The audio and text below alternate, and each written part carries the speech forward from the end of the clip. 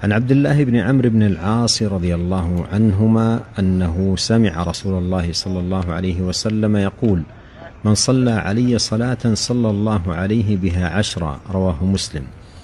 وعن أبي هريرة رضي الله عنه أن رسول الله صلى الله عليه وسلم قال: من صلى علي 1 صلى الله عليه 10. رواه مسلم.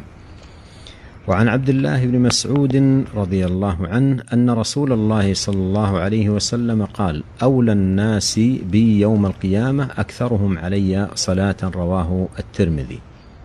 وعن حسين بن علي رضي الله عنهما أن النبي صلى الله عليه وسلم قال: البخيل من ذكرت عنده فلم يصل علي. قال أبو سعيد أحد رواة الحديث: صلى الله عليه وسلم كثيرا. وعن ابن عباس رضي الله عنهما قال: قال رسول الله صلى الله عليه